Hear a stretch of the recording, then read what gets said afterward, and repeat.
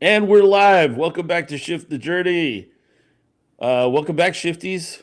Wow. Season 2 is ending today. It is ending today. I still can't believe it. It's so crazy. Just having this thought of, I'm going to have a show, like podcast deal. Not really a podcast because I don't throw it out to podcast platforms, but vodcast is what somebody called it. And I was like, oh, that makes sense. So, LinkedIn, YouTube, Facebook, so my mom can watch things like that.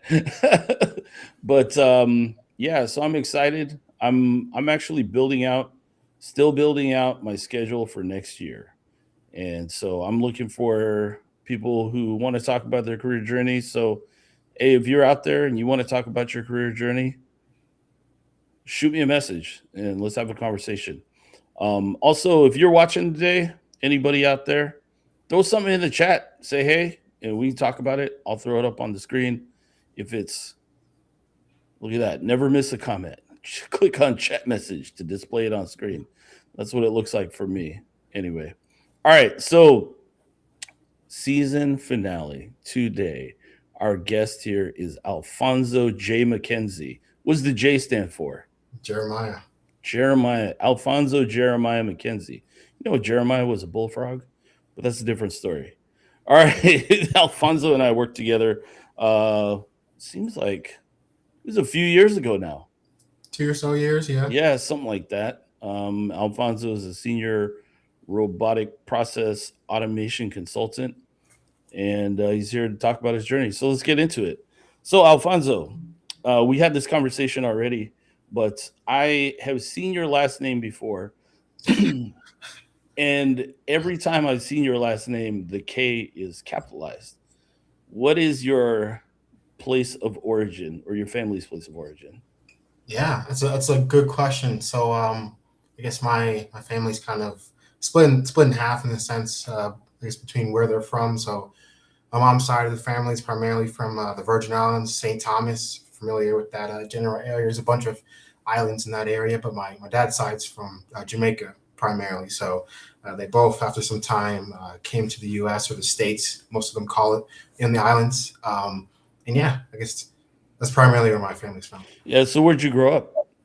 I grew up in Ellicott City, Maryland. So I typically have to tell people it's about 30 minutes from Baltimore. Columbia, Maryland is a pretty close city nearby, but yeah, grew up majority in Ellicott City. Is that considered part of the DMV?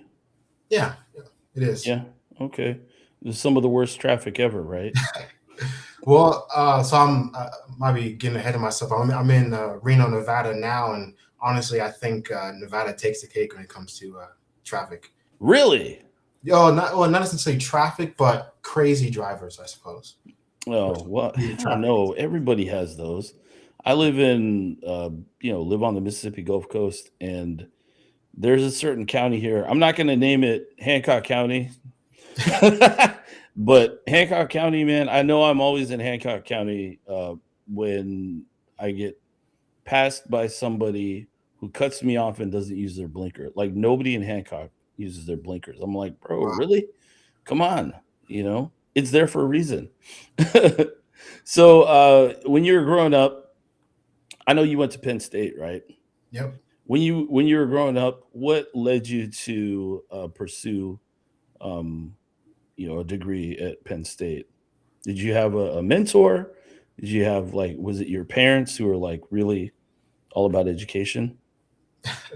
Well, I guess my parents were, pretty adamant on education and being important and so on. But I have to say, it was my sister. So my sister is 4 years older than me, and she went to Penn State at State College before I Oh, did. So it kind of opened my eyes to Pennsylvania as a whole, but also Penn State in general. So I applied to a couple of colleges, around Maryland, Stevenson, Maryland University, but Penn State ended up being the one I accepted. So yeah, oh, that's awesome.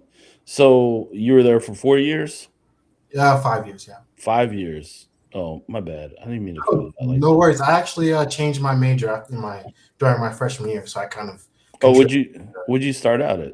I was originally surprisingly a poli sci major. So Oh, yeah, interesting. yeah, very, very interesting. So I was originally, um, I used to tell my mom, my parents, I used to want to be a lawyer. So, very interested in the government. So I kind of, started the interest in poli sci, but my dad's a software engineer, in software engineering for a very long time. And around maybe my like senior year summer, he said, you should try or think about computer science. So, after the first couple of months, my first semester, I switched my major and never looked back. So, Wow, man, that's like night and day, oh really. yeah, yeah. That's crazy. What a crazy switch. Well, I started off in pre-nursing, so Oh and wow, yeah, and probably crazier than me. I don't like blood, I don't like poop, so good thing I'm not in nursing anymore. So, Right, I mean, anymore. And no, not I'm glad I didn't finish that program, but, right. anyway, so, as you were, like, starting to finish up your school, did you look out for any internships? Yeah, I did.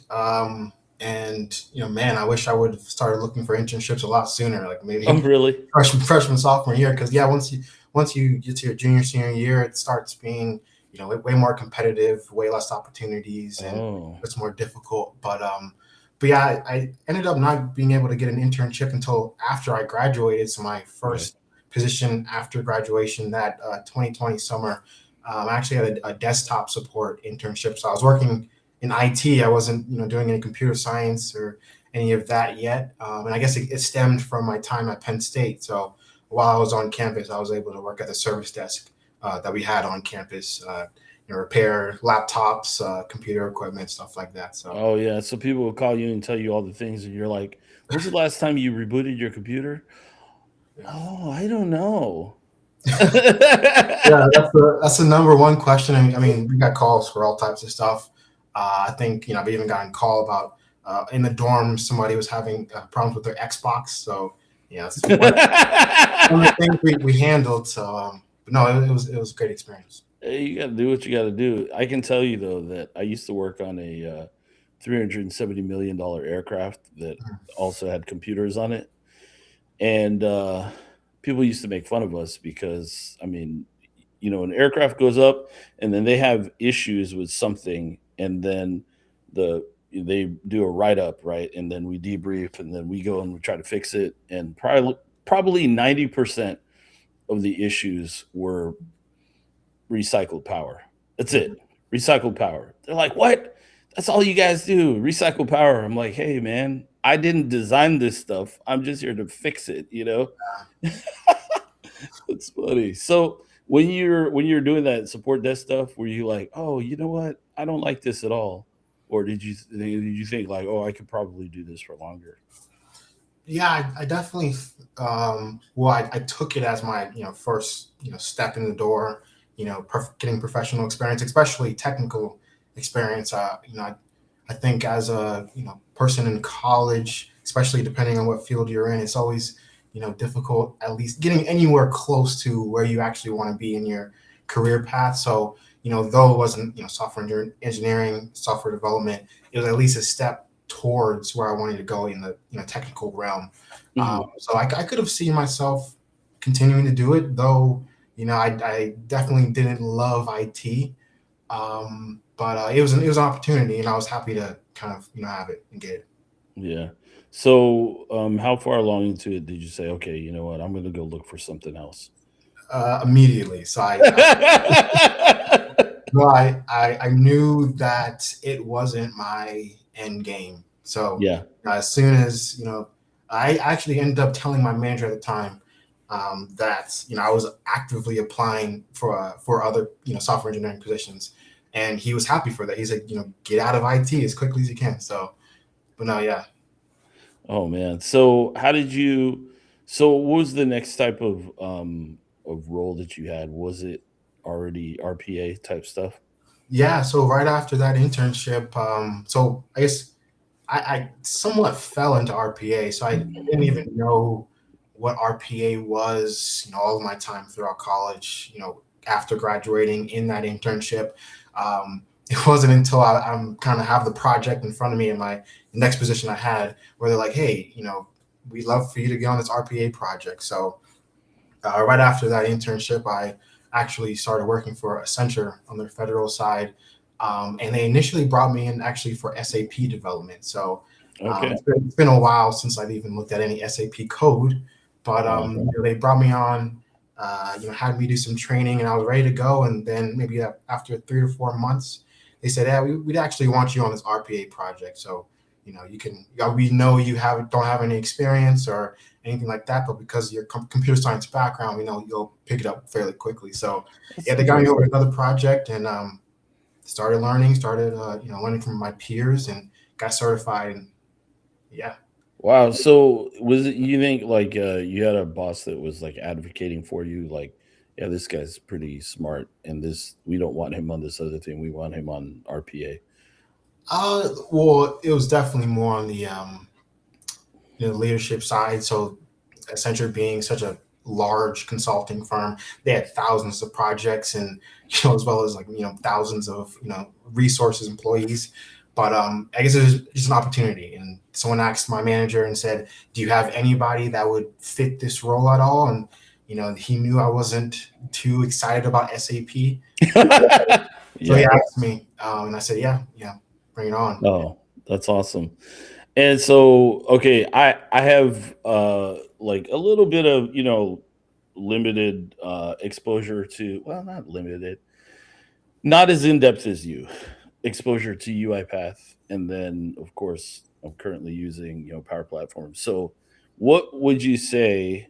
What do you have a favorite? Is there a favorite kind of favorite flavor of RPA that you like? Yeah, I mean, that's a good question. So flavor, really any tool that I guess provides RPA functionalities, functions, whatever. They're all kind of the same, and it's really I guess dependent upon which tools you use. At the end of the Yeah, day, so there's a couple of big ones. UiPath, you named it. Power Platform, which is a Microsoft tool, and then there's another one that I guess somewhat is a lot more prominent. Maybe 10 years ago, Automation Anywhere.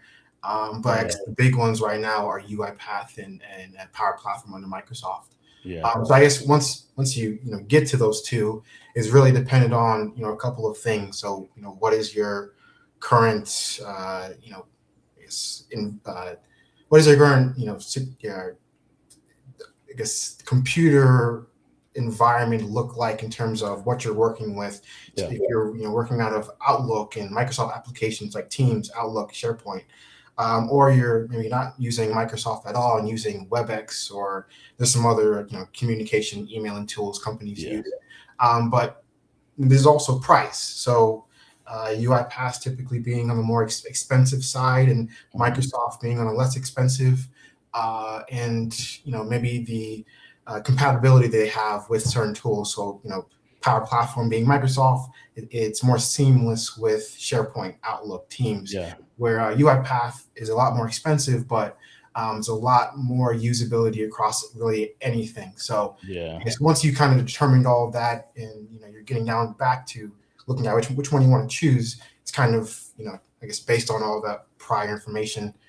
My choice would be UiPath, oh, but okay, I guess you really it really depends on the company or organization you're working with, and if they yeah, invest the money in a more expensive tool. yeah. I would say, yeah, it definitely would have more to do with the project that you're working on, because I've seen some UiPath like application of UiPath with like legacy web-based apps, or like something that you absolutely have to have somebody point and clicking, you know? But then like when it comes to like Microsoft everything, it's like, oh, we have Microsoft everything. Well, you know, Power Platform. I use Power Automate, like it's going out of style. So Right. use it to do anything. I'll append SQL tables, I'll consolidate reports, I'll move files from here to there. Easy stuff. Right. So is that so like when it comes to analytics, I've had this conversation very recently where people were asking about like different career paths. Um, Sometimes I forget about RPA, and I'm like, how can I forget about RPA? Because it's like part of my job description, part of the things that I've done in the past. Um, have you? I thought you had been a like a visualization type person too. Yeah. I was actually at the company we both worked at. But yeah, I have done some Power BI. I'm actually more recently getting into Tableau, um, Yeah. and then whatever kind of makeshift stuff I can do with Excel. But yeah, I have done a lot of visualization. Yeah, that's funny. You just called me out right there. Yeah, the company that we used to work at together, and some of the projects that we were on together. I'm like, that's right. Hey, man, I'm tired. Listen, I've been traveling a lot lately. I was like really tired. Yeah, but so what would you say? I know I have my preferences when it comes to the visualization tool. What's your preference? So I haven't dived too deep into Tableau yet, but I Yeah, can see I can see that. I guess when I bring up RPA again, I can see Tableau being more along the lines of UI path, depending on if I haven't seen all the functions it can do, but it kind of seems like it can do anything and maybe even give more power to the visualizations and the data analytics, data transformations. Where Power BI again more Microsoft, where it's seamless with everything Microsoft, Outlook, yeah. Teams, SharePoint, and it's easier to use, nicer looking. So I guess Power BI could have more experience, but I think Tableau may have a bit more power under the hood. I think like I think it's like when I was a teenager, the first car I learned how to drive was stick shift, right? Mhm. And I would make fun of people. Like I didn't even own a car, but I would make fun of people who had automatic Mustangs versus like a 6 speed, manual transmission. And so I think about it like that a little bit. Like Power BI is definitely like user friendly, and it seems like it's like more seamless, obviously. But the things that you can do with Tableau versus Power BI, you mind you, I haven't really touched Tableau in it's been like 4 years. I Mhm. used it for 5 years, but I haven't really touched it in the last 4 years. And I've been mostly doing Power BI for the last 2 years, 3 years, something like that. But yeah, it's almost like it's really depends on what the client wants, right? But yeah, I What they're willing like. to pay for. I mean, you can pitch them, hey, use this, but they'll have their own reasons. Oh yeah, yeah, Right. definitely. Definitely. So, what kind of career path is available for somebody who's like, wants to be in analytics, wants to do automation? Yeah, it's a good question. So I guess I personally think that there's many options, Hmm. even all the way to AI, these RPA tools like UiPath, Microsoft Power Platform, Power Automate. They've 2 years ago they were adding in the more chat GPT kind of components to their tools and interfaces where you can kind of tell it, hey, I want to use Power Platform or Power Automate to build a bot that automates this general process, whether it's going in Outlook or Excel. And yeah, they already have tools now where with their AI capabilities, they can kind of build the majority of the automation or workflow for you before you Correct. having to put much hands on it. But no, I think there's many different paths, career paths you could go, you know, from or RPA, but also coming into RPA. So Yeah. you have data analytics, like I said, you have AI, you have automation, which is kind of the entire umbrella. Hmm. But I even think that any operational, IT, accounting, any of those fields could it would be a worthwhile kind of deviation from their active career path to maybe Yeah. go into RPA to improve what's currently in their wheelhouse. So if Mm. you're doing accounting or you're in an accounting team, it would be worthwhile to pick up UiPath or Power Automate, so you can automate all of those accounting processes for your team. Dude, And talk about you have all the accounting knowledge. All you yeah. need now is the knowledge of how to put together an automation or workflow using UiPath or whatever other RPA tool. So I could go down the list, but I think the career paths, obviously down the line, more leadership, managing your own, service line or project team. But there's a lot of different ways you could leave from RPA, but also come into it depending on what you're actively doing in your career. Yeah, I think one of the things that I love about automation is that it makes it so that I don't have to do all the stupid point and clicking. Yeah. I mean, really, when so my first analytics role was my last role in the Air Force, and it was like a data analysis role. And every Monday, we'd have a staff meeting, and there was somebody like our like who was it that he was like a lieutenant colonel. He's like leading the meeting, and then you had somebody who most of the time was not very good with the computers, and they're over there trying to do the PowerPoint or whatever it was, and it was that the meeting was that we're like talking about everything that's coming up, things that have happened, this and that, and then like making changes to the slides so that our boss can present it to his boss, Mhm. right?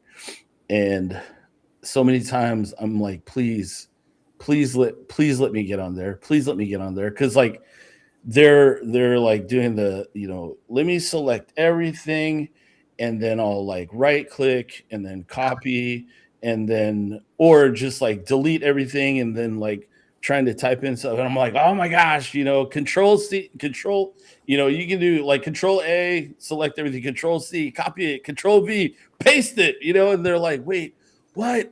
And they're like, get on here. So I'd be like driving, right? Mhm. But it was funny because like all the pointing and clicking, and you were talking about accounting.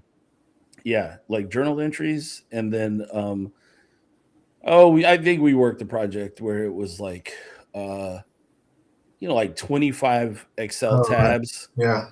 and it's like this tab is referencing this and this and this and this, and like this one number comes from, it was like 27 steps of like formulas on different tabs and this and that, and it's like, oh my gosh, if you could make it like one click or automated, set it for a time and then it just does it, that's so much better. So then you have time to go do like really important things, Yeah. things that are not point and click, point and click, point and click, you know, pretty crazy.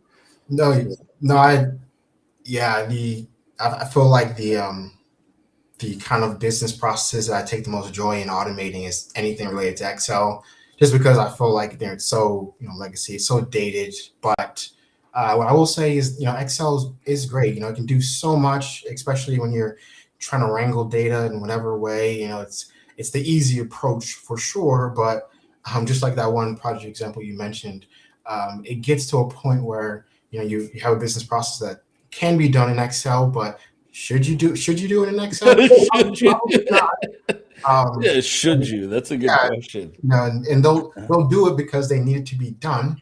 And then what the actual business or where that team's left with is being forced to do that exact manual process over and over and Oh over and over and yes. over again, where they could be utilizing that time to actually doing, like you said, something more valuable to their team. So Oh yeah. I have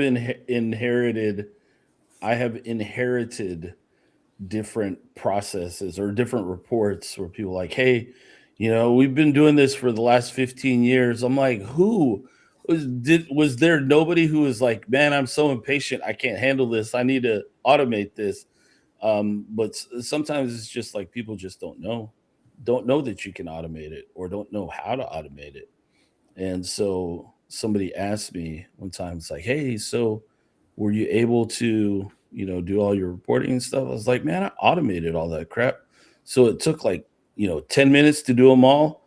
And then I'm like free to do it, whatever else I got to do. You know what I mean? It's like I'm not doing all that, manual stuff.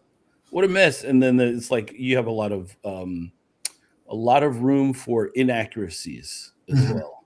That's Legion. like the worst. The worst. It's like, hey, this number doesn't look right. That's because it's not right. Right. Yes, that is correct. You are correct. That's wrong. No, that's why I say that, I feel like any career path could really, bounce off of, RPA in some way, because every team, when you kind of think about it, more than likely has that one business process, has that one thing that the team needs to do like repetitively, constantly. And it takes Mhm. one person, that poor sap, time out of the week or whatever to do it. So, even if you are in, nursing, and this kind of like we're way out there, but, a nurse knows exactly what type of processes that are being done. Like they're the ones actually doing it manually. And a lot of it's on the computer, I believe, as well. Yeah. They're the best ones to know what automation use cases are best candidates, but also, what would actually go into that automation as well. So, I don't think a lot of people think about it because, technical RPA and far outside of what people would think they could kind of deviate to. But, when Mhm. you kind of open your mind up to automation and, understand it's really just doing what you do, maybe it makes more sense to more people. Yeah. Making a robot do what you do. It's like T1000 doing all the things. No, Right. don't do the T1000 because he'll just stab everybody with his knife hands. I know, man. I'm old, man. That movie came out like my senior year in high school. What was that again? You were I just think I know what you're talking about. It's yeah, exactly. I knew it. no, You were just a twinkle in your parents' eye as Terminator 2. oh, okay, no, I wasn't guessing that. So, Yeah, no. Yeah, T1000 was it's Robert Patrick, and he was like the liquid metal, and he could oh blow. no, no, yeah, I've seen that. Come on, he's a bad guy in everything now too. So, but then he's older. But anyway, okay. So listen, I want to know if there's somebody who's thinking about a career move into analytics. What is one piece of advice that you would give them as far as like, your expertise? Like, if they decide, hey, you know what, I'm looking at RPA, what piece of advice would you give them? I guess the first piece of advice I would tell anybody when you're trying to learn something new or just pick up some new knowledge, use the online free resources that are out there. There's tons of them. I remember back when I was, in IT, trying to, break out and go into software engineering. I knew that I needed kind of something additional on my resume to kind of stand out, especially while, being in IT and trying to kind of make the leap over to software engineering. I knew that, I didn't want to get stuck in IT. So I knew I needed more. So basically, I went online to Udemy. I'm not sure if you're familiar with Yeah. the training website, but yeah, I bought one of the training courses. It was like an 80-hour React web development, course where Wow. it took me through building a couple of websites. And yeah, with that one course, I built myself like an entire portfolio. Built just my own portfolio site, just some conceptual sites, and that is actually what got me the gig at Accenture. So, they were able Wow. to see that, I was a active learner. No one had to tell me to go search for knowledge, and that I was, a go-getter. So, that's really what got me in the door at Accenture. And then again, Accenture got me my opportunity into RPA. So, Mhm. realistically, online resources, go and learn. Even UiPath has an entire academy. It's called UiPath Academy. Aptly All named. Yeah, it's all of their training is free. There's not a single training course that you have to pay for. So, YouTube as well. So use those free learning courses and actually take the time to actually learn. So Oh, that's what that's awesome. Yeah. Yeah, that is good advice. I often tell people that a portfolio is more valuable in many ways, is more valuable than your resume because it is a not a resume tells people what you did, a portfolio shows people what Yeah. you did or can do, are capable of, right? And so that's great, man. I'm gonna put that in the chat, and so that it will be on YouTube forever. Um, hang on, let me type it out. Use online free resources. I am one of those people who reads my own stuff when I type. To learn, there are tons of them. Build a portfolio. And I'll credit it to you, Alphonso Mckenzie with a lowercase k. It's like uppercase, just so they know. Yeah. Yeah. All right, man. Well, you know what?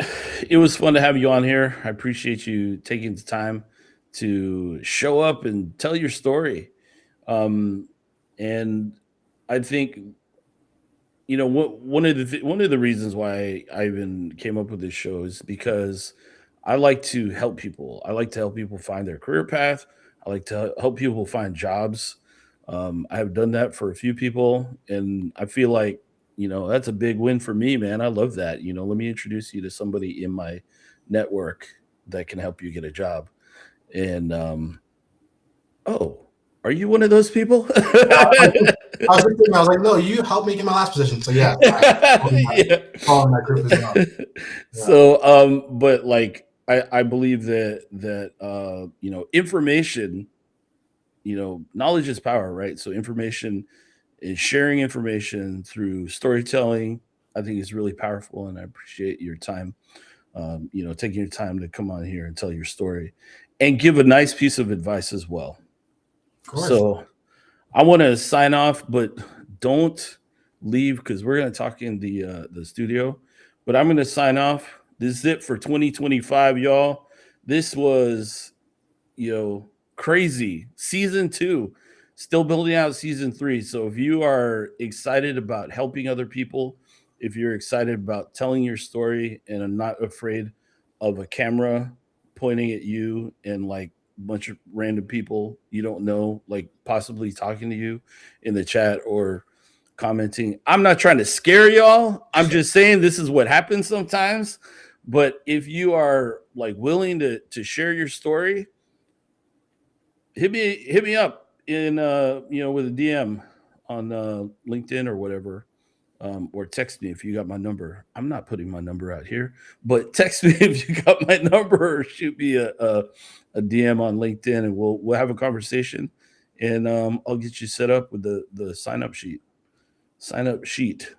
site actually. But anyway, y'all have a great rest of the year. Have a very Merry Christmas and a Happy New Year. And I'll see you in 2026.